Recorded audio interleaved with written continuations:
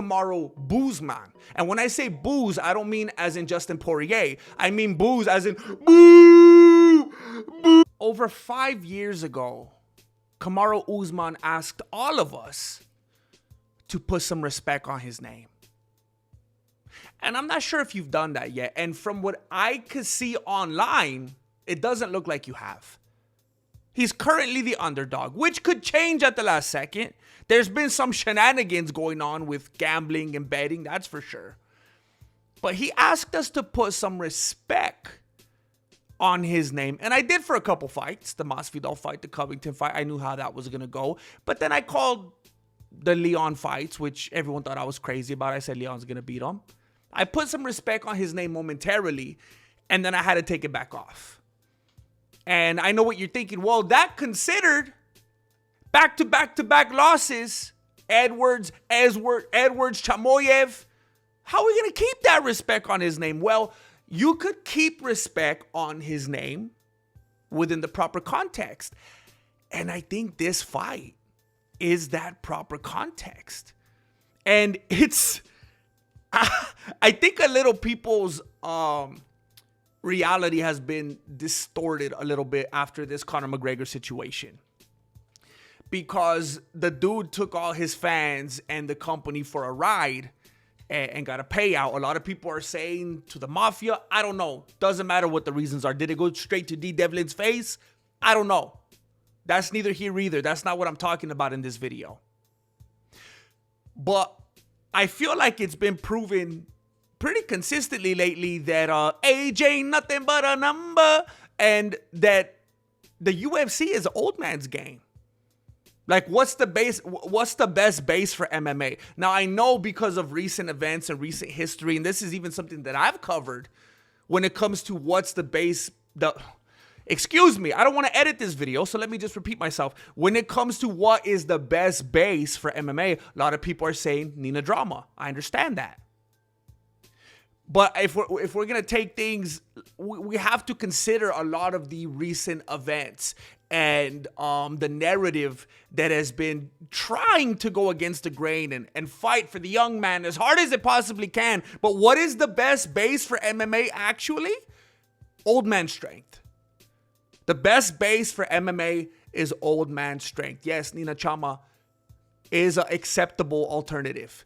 But old man strength, we've seen so often, time and time again lately, these young bucks come in and they have to get schooled. They have to get knocked down a couple pegs. Try again.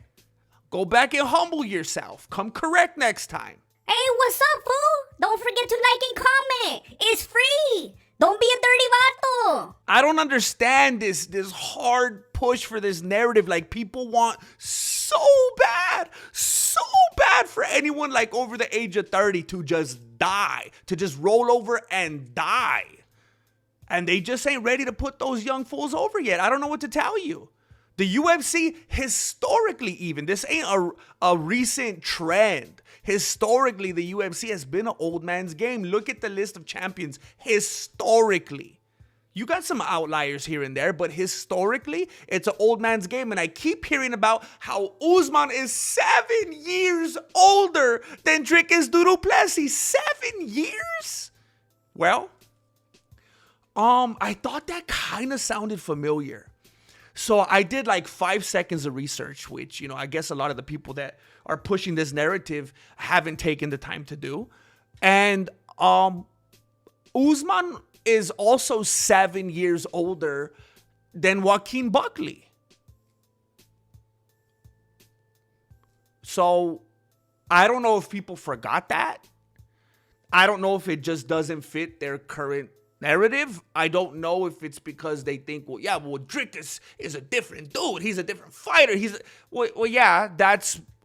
That's how people were talking about Buckley before they saw him get dismantled. He's an animal. He's a beast. He's a different breed. He's a tough guy. He looked like he didn't belong in a professional promotion when he was in the cage with Usman. Usman is 7 years older than him. And I was watching some of the, I want to admit, I didn't go back and do my super intense MMA long division for this fight. I've been trying to dip my chanclas in a couple different things lately, and I just wasn't really able to do that. But I did watch the last good handful of their fights for each dude. And I wish I would have said this even earlier in the video.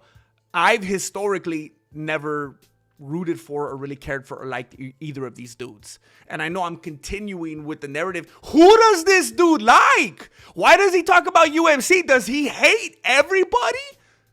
Maybe I'll make a video about the fighters I actually like in the near future, because that's been a question lately. But I just want to make it clear, I'm not rooting for one or the other. I'm just calling it like I see it.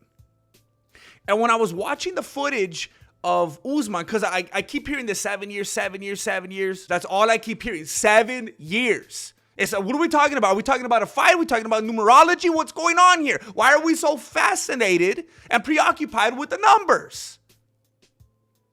So I was like, let me dig into some of the actual attributes, the talents, the skill sets. Let's see what's going on. Let's see what each one has to offer. And I looked it up. Kamaru, he cuts off the cage so beautifully.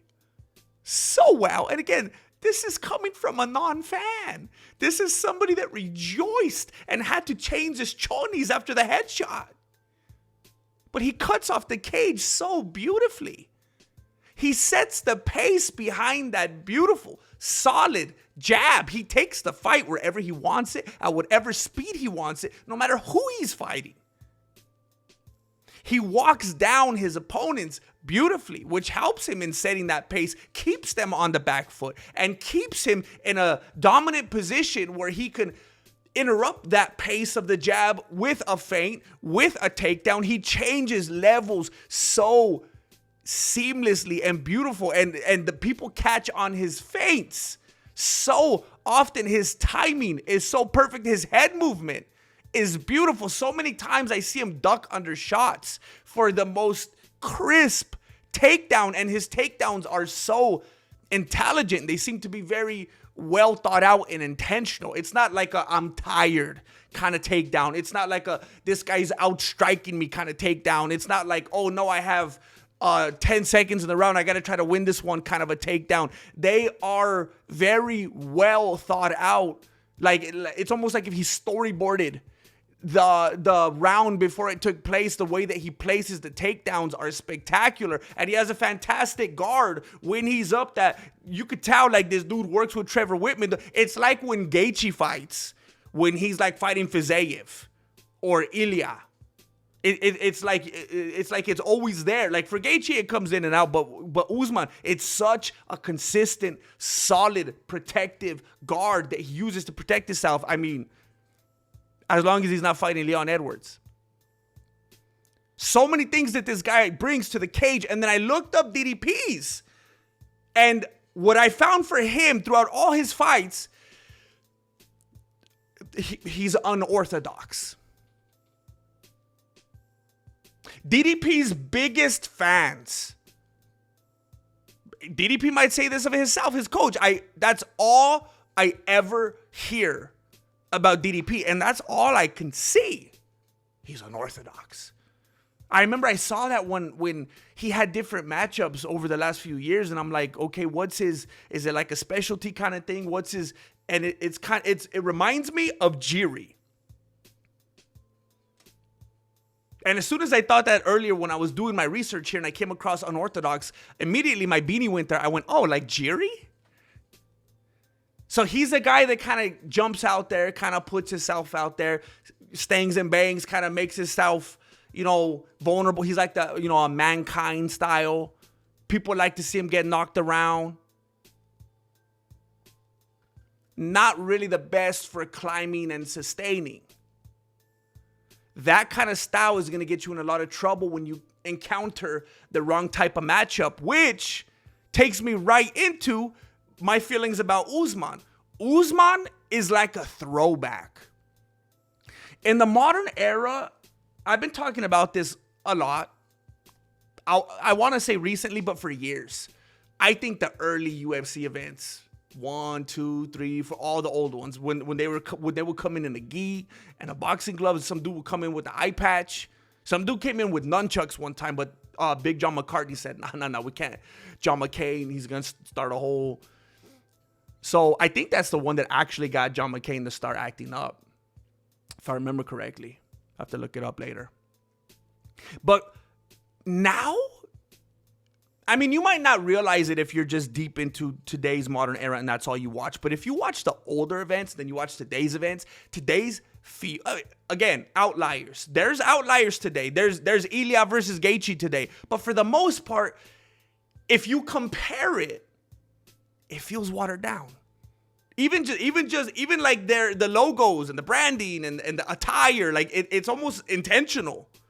But I know it seems like a weird, like, what are you talking about? Because everyone has gotten so much more high level that they're so evenly matched a lot of the time, it feels and looks watered down. Because they're so much more well-rounded now than they were in the earlier days.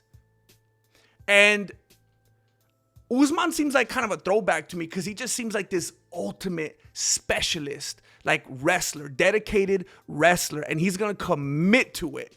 And from the fights that I was watching of his, it seems like when this dude and I know it's not 100%, no one's 100% about anything, unless we're talking about Khabib Nurmagomedov, peace be upon him. But Usman, it seems like if this dude wants a takedown, he's going to get a takedown.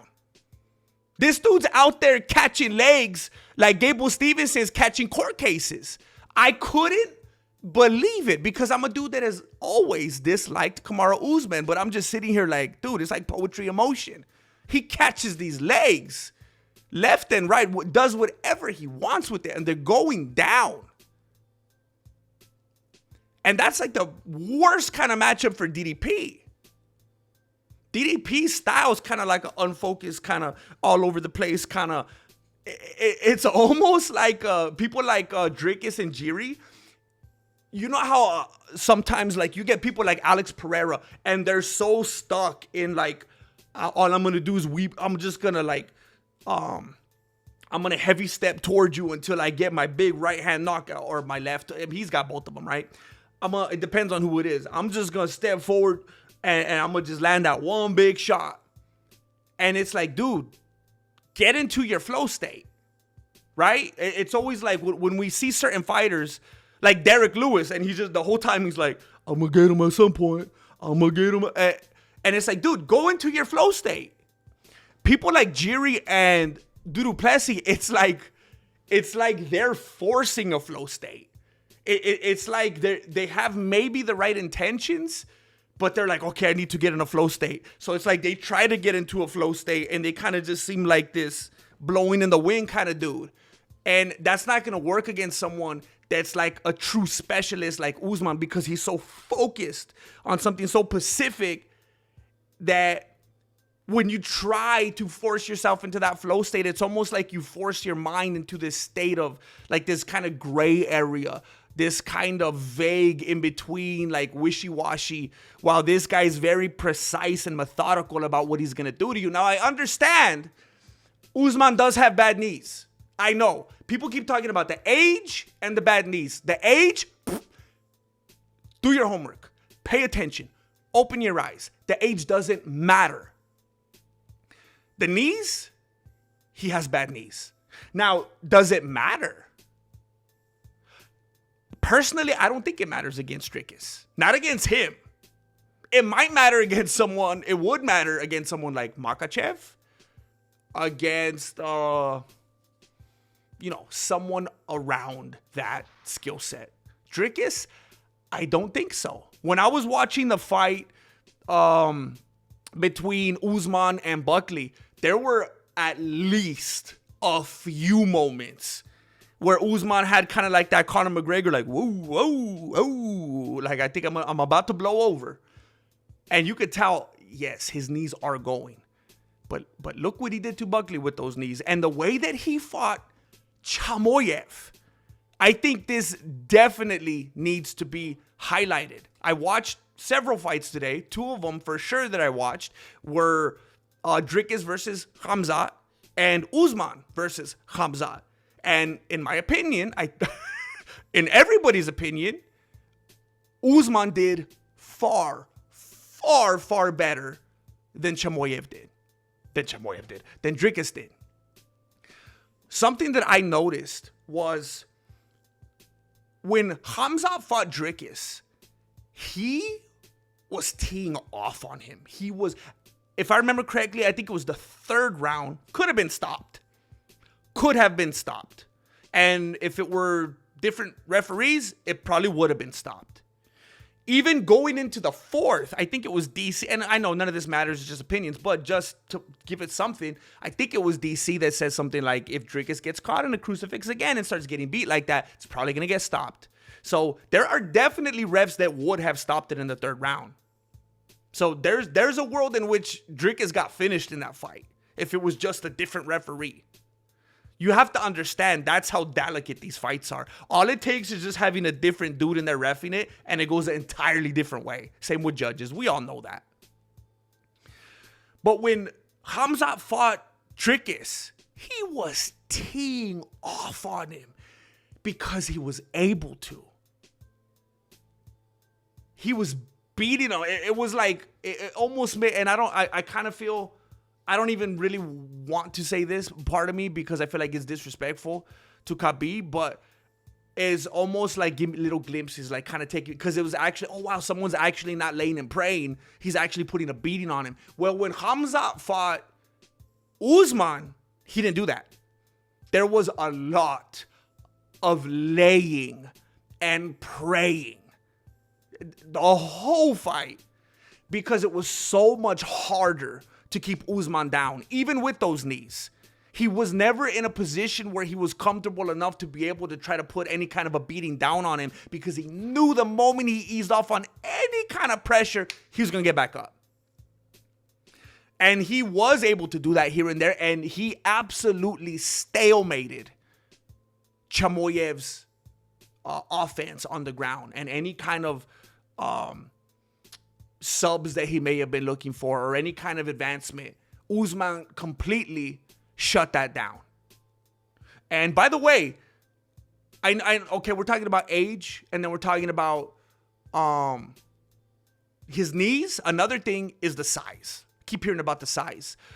So I'm seeing it listed differently in different places. On his Wikipedia, it says Dricus is 6 foot even. When he fights, it shows on the tail of the tape that he's 6'1". Either way, I mean, and I always talk about it. I always say it doesn't matter. You should be a 5'8" dude fighting a 6'4" dude, and who cares? Do your thing. But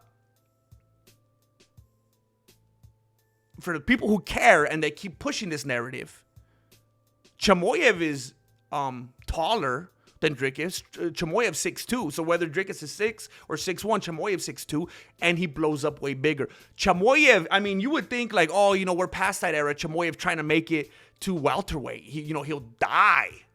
Well, he almost killed himself getting to middleweight. So, I mean, I don't think there's any kind of a misunderstanding about how big Khamzat gets. I don't think that should be any kind of confusion. I think we should be able to agree on the fact that Chimaev is a bigger dude than Dricus. So, Khamzat, I mean, Usman has been in there with dudes, but he's fought at middleweight. He fought Chimaev at middleweight, and Chimaev is bigger than Dricus, so this is not an issue. We saw how Usman did against Chimaev, and Dricus is not as formidable at that dude. He doesn't, the matchup doesn't make any sense for him because Dricus, his grappling looks like if he trained grappling from Max Holloway. And it doesn't make any sense. You would think with the amount of grappling that Dricus and his coach do, that he would be like a Dagestanian. So it doesn't make any sense. But the moment you get that dude on the ground, it's over. And even when they're on the feet, the whole time, all Dricus is going to be thinking about is the takedown. The takedown. And he's going to be fighting in a very defensive fashion, anticipating the takedown, which is a nightmare for him. The nightmare. Kamaru Usman, which is a nightmare for him. Because Usman finds his beautiful spot in being the one advancing, being the one to put him on the back foot, throwing feints. Dricus is already going to be apprehensive. He's already going to be going back. He's already going to be on the edge, waiting for every moment and falling for all of those feints. And Kamaru is going to be setting that pace with the left hand, and Dricus isn't even going to be able to comfortably engage with that because he's going to be thinking at any moment he's going to go for the takedown, and once somebody puts a takedown on Dricus, it's over. Don't even say anything to me about Dricus's grappling, because I heard one of the commentators talking about Dricus's grappling against Strickland in their first fight and against Adesanya. So I made sure to watch both of those. And I encourage you to watch them. He gets a takedown. The Strickland fight. He was getting takedowns and it was like he had no clue. It's like a 80-year-old dude buys a new iPhone and then he don't know what to do with it. He has to call his great-grandchildren. He got it. He was able to acquire the takedown for himself.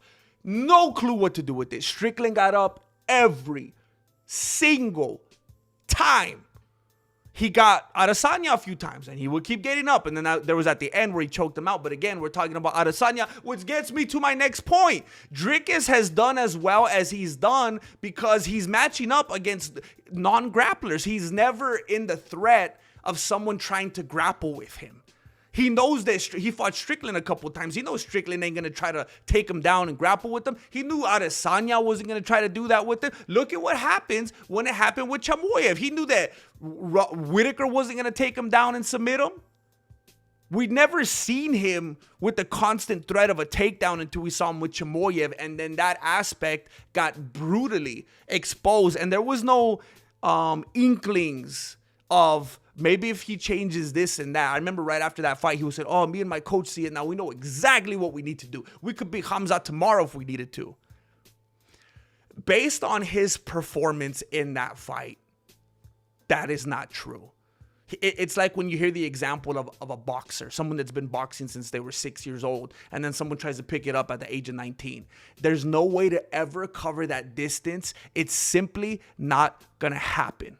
And something that you have to understand about Kamaru Usman, I'm not saying that Usman is going to go in there and he's going to absolutely, and maybe he will, but I'm not saying that Usman is going to go in there and he's absolutely going to knock out Dricus and he's going to embarrass him in front of the whole world. I'm saying that he might lay and prey on him and Dricus can't do anything about it. And Kamaru Usman doesn't care about his reputation. He doesn't care if people get mad. He doesn't care if they call it boring. He doesn't care if they boo. I've always been hearing Marty Snoozman, Kamaru Snoozman. I don't know if anyone has said this before, but when I was watching the fights earlier, I was thinking Kamaru Boozman. And when I say booze, I don't mean as in Justin Poirier. I mean booze as in boo, boo. Through so many of his fights, the crowd is booing him because he lays and prays. And I don't know if it's because they're anti-religious. I don't know if it's a thing about prayer. I don't know if it's just because they paid money to be there. I'm not sure. But they have no problem with booing him, and he has no problem with hearing those boos. His favorite holiday is Halloween. He loves it. He welcomes it. He embraces it. And he's been telling everyone, welterweight? Middleweight? No, moneyweight. He's calling himself the moneyweight. Did he say champ or did I put that moneyweight champ? He keeps saying he's a moneyweight fighter. He's going to go where the money is. He doesn't necessarily care. He doesn't necessarily care about his reputation. He just wants to make money. But you can't write him off and say, oh, then he's just going to be like Cowboy Cerrone fighting for a paycheck. He understands that the only way he's going to make big money is if he keeps winning. And he has said that he has aspiration to be a champ. So that also exists. That also has to be considered and come into play. You can't write him off for saying that he's a moneyweight fighter when he's also saying he wants to be in that club and be a champ. Those two things go together.